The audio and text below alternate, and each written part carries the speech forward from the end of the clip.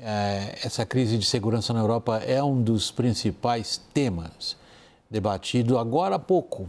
A diferença de horário, no fim da noite lá, ainda não era o fim da noite aqui, entre os 4 principais candidatos que estão na frente nas pesquisas para as eleições da Alemanha.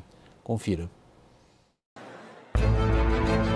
Foi o primeiro confronto televisionado só com os candidatos mais bem colocados para liderar a chancelaria federal alemã.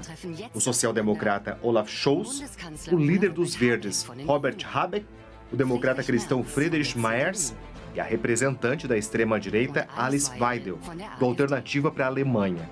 A líder do AfD foi a única candidata a defender que a Alemanha deixe de apoiar os ucranianos na guerra contra a ocupação russa, advogando por uma postura de neutralidade no conflito, posição atacada pelos adversários. Merz, que é de centro-direita, reforçou o compromisso com o povo ucraniano e cogitou, inclusive, flexibilizar a política fiscal alemã para ampliar investimentos em defesa. Ele é o favorito na disputa com cerca de 30% das intenções de voto. No debate, negou que possa fazer qualquer tipo de aliança com o AfD, que ocupa o segundo lugar, mantendo o compromisso conhecido como cordão sanitário contra a extrema-direita. Em janeiro, os democratas cristãos contaram com o apoio da AfD numa monção para endurecer a política migratória do país. Os alemães vão às urnas no próximo domingo definir os parlamentares que ocuparão 630 assentos do Bundestag. Nenhum partido deve obter maioria, e a nomeação do próximo chanceler vai exigir uma coalizão entre os diferentes partidos. O próximo chefe de governo vai precisar enfrentar uma economia estagnada. No cenário externo, a fragilizada aliança entre os Estados Unidos e os países da Europa. O presidente americano Donald Trump anunciou que pretende implementar duras tarifas de importação contra o bloco europeu. Ignorou os aliados em tratativas com o presidente russo, Vladimir Putin, para um possível cessar-fogo na Ucrânia. Conosco agora Vinícius Rodrigues Vieira. O Vinícius é professor de Relações Internacionais da FAP aqui em São Paulo e também da Fundação Getúlio Vargas. Vinícius, obrigado por estar conosco. Boa noite. Muito obrigado, Vaca, pelo convite. Boa noite. Vinícius, eu vou repetir uma frase, ela é um bocado surrada, tem sido muito utilizada, mas é um grande resumo da situação dos alemães. A ideia de que a proteção americana garantia uma economia de exportação com os mercados da China, ela foi embora. A Alemanha competitiva em termos econômicos e segura em termos militares por conta de uma aliança que parecia indestrutível com os americanos, deixou de existir. E as eleições não parecem que vão decidir esse dilema. Como é que fica? A Alemanha, vai, que está diante, como você bem colocou, de um dilema histórico. Ou ela assume essa liderança ali na Europa, junto com a França, para construir um sistema de defesa próprio, ou ela vai sucumbir, se não nesta eleição não me parece que a AfD tenha qualquer chance, vai ficar em segundo lugar. Mas liderando a oposição, muito provavelmente é um governo que venha a ser liderado pela CDU, a AfD se cacifa para pleitos futuros para completar aquilo e que parece ser o plano de Trump e de J.D. Vance, que é fazer da Europa ali um quintal dessa tendência política de ultra, para mim, sendo bem honesto, de extrema-direita que Trump hoje encarna, que é uma tendência política que busca ali fazer um concerto entre nações, como você e o Lorival estavam discutindo anteriormente. Então, para a Europa ter autonomia, de fato, é crucial que a Alemanha, uma vez que os resultados dessas eleições estejam definidos, busque ali construir, de fato, autonomia estratégica, que implica justamente em autonomia nesse setor de defesa. Algo que, obviamente, ela não vai fazer sozinha, mas vai fazer e deve fazer em parceria, principalmente com a França, de modo a recuperar ali o coração do projeto europeu, do ponto de vista da segurança, mas também do ponto de vista econômico.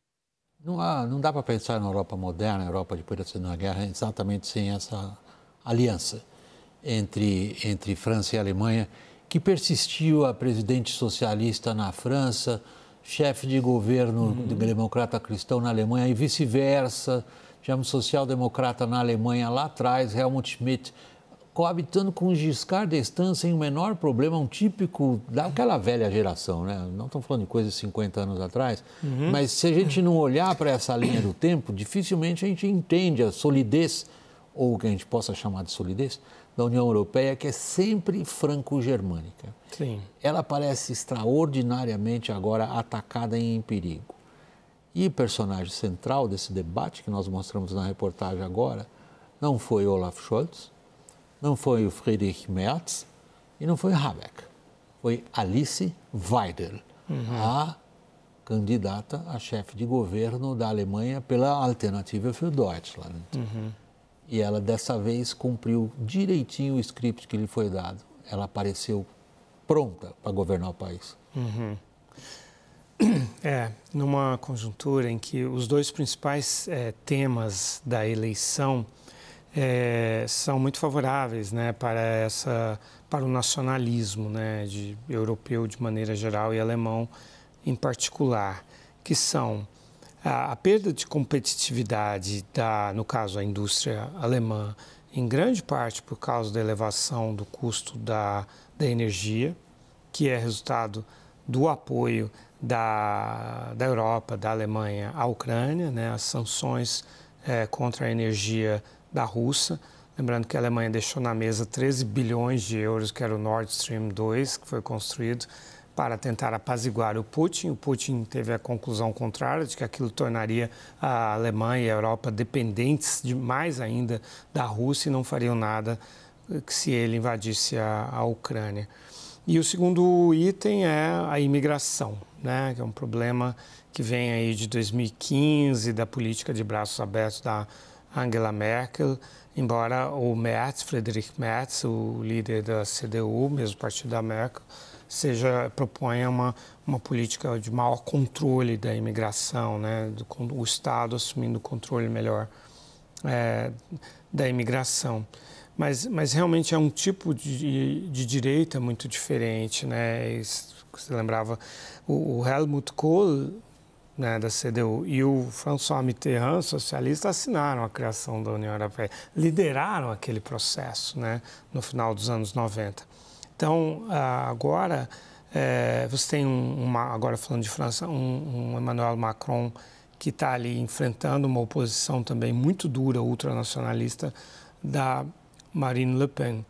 E como a gente vê tanto nas atitudes do Macron quanto do Scholz, isso constrange as políticas, né? Eles têm dificuldade, não têm tanta liberdade para apoiar a Ucrânia decisivamente, enfim, para adotar políticas assim. Então, realmente, isso é uma espécie de espada sobre os governantes europeus em geral e franceses e alemães em particular. Vinícius, para que a audiência tenha uma ideia, por que nós estamos tão olhando para a Alemanha nesse contexto, no momento em que houve um atentado com 2 mortos, uma mãe e uma menina, feito por um imigrante afegão, o noticiário alemão inteiro foi dominado pelo discurso de J.D. Vance. O discurso de J.D. Vance ocupou quase todo o tempo das televisões alemãs e era um discurso que dizia o seguinte: particularmente em relação à Alemanha, este é um país, a Alemanha, dizia o J.D. Vance, que está perseguindo a liberdade de expressão. É um país que está traindo, na verdade, o que seriam os princípios democráticos. E ato seguinte, ele vai se encontrar com Alice Weidel. A resposta do establishment político alemão foi unânime. Isso é inaceitável, os políticos alemães disseram, para o padrão alemão, com bastante agressividade. E parece ter levantado na Alemanha algo que a gente viu em certa medida no Canadá recentemente, quando o Trump disse: eu vou transformar o Canadá no 51º estado americano. Em que medida que isto se desenvolve numa postura que acabe de fato isolando a Alternative für Deutschland, que foi a grande crítica do vice-presidente americano ao sistema político alemão. Espera aí, se esse partido, Alternative für Deutschland, tem quase 1/5 do eleitorado, como é que vocês estão construindo um muro político e não trabalham com ele no governo? Ignorando a história recente da Alemanha, evidentemente.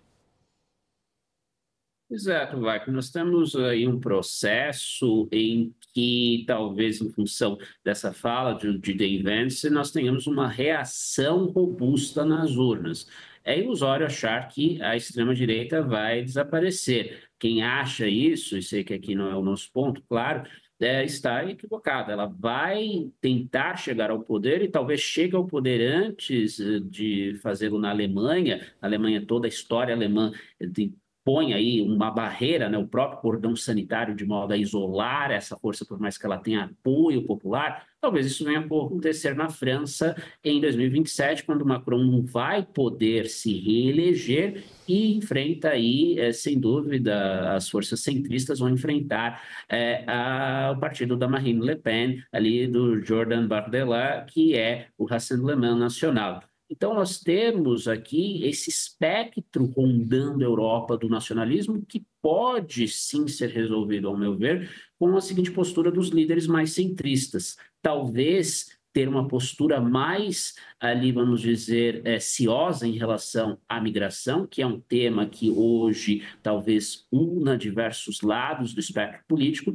de modo a justamente recuperar as rédeas do destino da Europa, impedindo que justamente forças externas, como o trumpismo, por exemplo, e até mesmo o trumpismo que tem afinidades fortíssimas, para dizer o mínimo, com a visão de mundo de Vladimir Putin, venham a derrubar aquela que é a verdadeira herança europeia, que nesse sentido Vance está totalmente equivocado, ou melhor dizendo, ele distorce ali a história europeia de propósito, para tentar ali apoiar a extrema-direita no continente. Então, a Europa que tende a ressurgir a partir, esperamos, dessas eleições alemãs, é justamente aquela Europa que talvez sim seja mais restrita em relação à migração, mas que reafirme valores de autonomia econômica, de autonomia no campo da segurança e, claro, não negue a sua herança iluminista e do renascimento.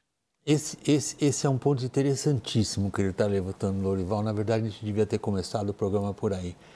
A gente tem que se perguntar, e de novo a pergunta tem uma forte dose de ironia. O Vinícius caracterizou, e eu também disse, está ignorando um bom pedaço da história da Alemanha, o que eles chamam de Brandmauer, que é o firewall em alemão, para não ter cooperação possível com o partido com as características da Alternative für Deutschland. Tem a ver com a história da Alemanha, que tem na Constituição escrito realmente é contra a liberdade de expressão de divulgar símbolos nazistas. Está na Constituição da Alemanha, que é um país democrático. Agora, voltando ao ponto, é o seguinte, ou seria Vance, na verdade, o revolucionário com a ideia do futuro que se aproxima? O que o Vance sugere é que os europeus estão um ciclo eleitoral atrás dos Estados Unidos. Os Estados Unidos passaram agora pelo ciclo eleitoral que colocou essa corrente ideológica no poder, corrente ideológica que se articula com correntes ideológicas na Europa que ali também são existentes e que irão para o ciclo eleitoral que os Estados Unidos já passaram. Portanto, o futuro da Europa não é a Europa de trás, é a Europa dos Estados Unidos de hoje. É possível, né, William?